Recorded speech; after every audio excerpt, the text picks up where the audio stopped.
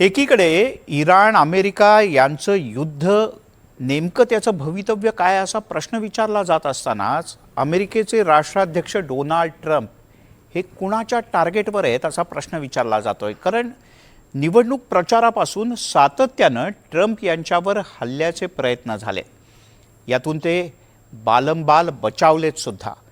पण जगातल्या सगळ्यात मोठ्या महासत्ता असलेल्या आणि कडेकोट सुरक्षा व्यवस्था असलेल्या अमेरिकेच्या राष्ट्राध्यक्षाच्या सुरक्षेत सातत्यानं अशा प्रकारे काय गडबडी होतात आणि खरंच ट्रम्प कोणाच्या निशाण्यावर आहेत? पाहूयात एक खास report. That President Trump has said a deal is close, only for the two sides to remain far apart.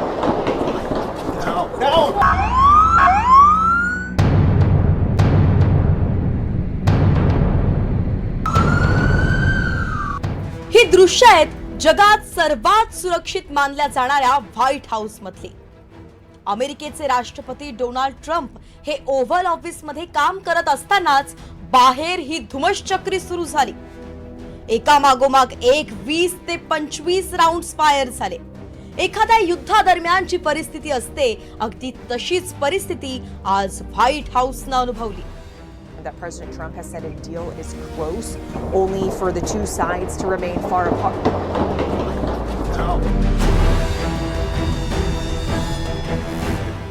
American वेळेनुसार संध्याकाळी 6 वाजताची ही घटना. व्हाईट हाऊसच्या बाहेर अचानक गोळ्यांचा आवाज ऐकू आला. यावेळी तिथे उपस्थित पत्रकार सुद्धा हा आवाज ऐकून हादरले. गोळीबार कुठे सुरू आहे, कोण करतंय, कसलीच कल्पना नव्हती. अचानक व्हाईट हाऊस मधले सुरक्षा रक्षक हालचाली करू लागले आणि यावेळी पत्रकार आपला जीव वाचवण्यासाठी सुरक्षित जागा शोधू लागले. Republican support on Capitol Hill is weakening.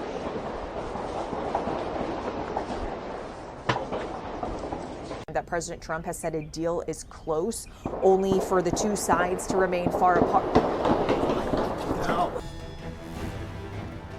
Donald Trump यांची मुलगी एव्हांका ट्रम्प वरती हल्ल्याचा प्रयत्न होण्याला काहीच तास उलटले नाही, अगदी तोच व्हाईट हाऊस आणखी एका भयानक परिस्थितीचा सामना करतोय.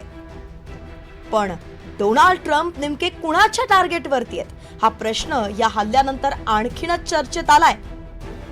एका महिन्यात हा दुसरा हल्ला आहे जिथे ट्रम्प हल्लेखोरांच्या टार्गेटवरती आहेत.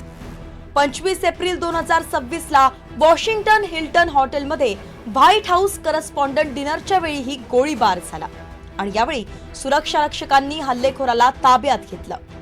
यानंतर हा दुसरा हल्ला थेट व्हाईट हाऊस परिसरातच झालाय. हा हल्ला झाला तेव्हा ट्रम्प व्हाईट हाऊस मधील ओव्हल कार्यालयात काम करत होते. पहिल्या गोळीचा आवाज येताच सुरक्षा रक्षकांनी त्यांना घेराव घातला.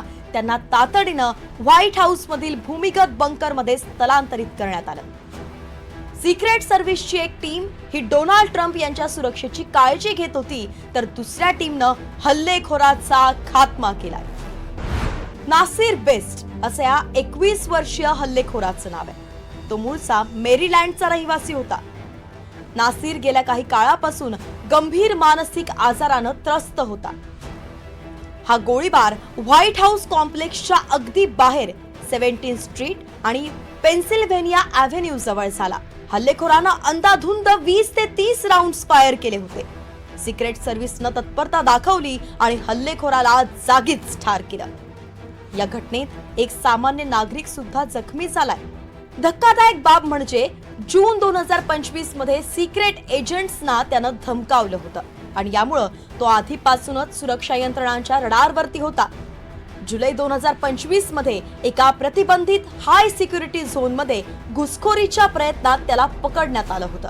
सिक्रेट सर्व्हिस एजंट्सनं या सगळ्याच प्रकरणामध्ये अत्यंत प्रॉम्प्टली ऍक्ट जरी त्या ठिकाणी केलं असलं तरी यावरून स्पष्ट दिसून येतं की येणाऱ्या काळामध्ये ज्या प्रकारे अमेरिकेमध्ये महागाईचा आगडोंब त्या ठिकाणी वाढतोय, त्याच्या सोबतीलाच ज्या प्रकारे राजकीय ध्रुवीकरण झाल्यामुळे डोनाल्ड ट्रम्प यांच्या विरुद्ध एक प्रकारे लोकांमध्ये असंतोष वाढत जातोय आणि सर्वात महत्वाचं आंतरराष्ट्रीय स्तरावर डोनाल्ड ट्रम्प यांच्या निर्देशाच्या अनुसार इराणचा सर्वोच्च नेता अयातुल्ला अली खामेनीचा खात्मा केल्यानंतर आता IRGC सुद्धा डोनाल्ड ट्रम्प याला ठार मारणाऱ्या व्यक्तीला एक प्रकारे बक्षीस जाहीर केलेलं आहे. ही सगळी पार्श्वभूमी लक्षात घेता भविष्यामध्ये सुद्धा डोनाल्ड ट्रम्प यांच्या जीविताला धोका असण्याची शक्यता आज घडीला नाकारता येत नाही.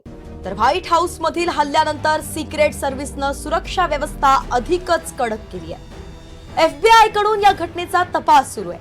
व्हाईट हाऊससह आजूबाजूच्या परिसरातील CCTV ही तपासले जात आहेत. हल्लेखोर हा एकटाच होता की तो कुणाच्या इशाऱ्यावरती काम करत होता याचा शोध आता घेतला जाईल.